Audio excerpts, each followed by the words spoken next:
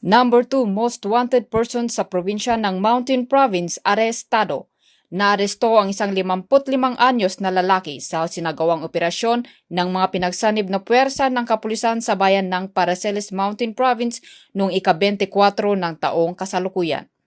Ang suspect ay top 2 sa top 10 most wanted person sa provincial level para sa ikalawang quarter ng 2026. Siya ay nadakip sa bisa ng warrant of arrest na inisyu ng isang hukuman kaugnay sa paglabag sa Section 5 na may kaugnay sa Section 6 ng Republic Act 9262 o ang Anti-Violence Against Women and Their Children Act of 2004.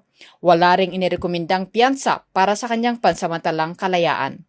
Naging matagumpay ang operasyon sa pamamagitan ng magkatuwang na aksyon ng Paracelis Municipal Police Station sa pamumuno ni Police Captain John P. Ngawit, katuwang ang Provincial Intelligence Unit, Provincial Investigation and Detection Unit ng Mountain Province Police Provincial Office, Mountain Province Provincial Mobile Force Company, Regional Intelligence Unit 14 at ng Regional Intelligence Division ng PROCAR. Ang tagumpay na ito ay sumusuporta sa pinaigting na kampanya ng pamahalaan laban sa kriminalidad at patuloy na pagpapanatili ng kapayapaan at kaayusan sa lalawigan. Mula dito sa Mountain Province, ako ang inyong PNN correspondent, Police Corporal Marjorie Ngitiu, alagad ng batas, tagataguyod ng Balitang Pulis.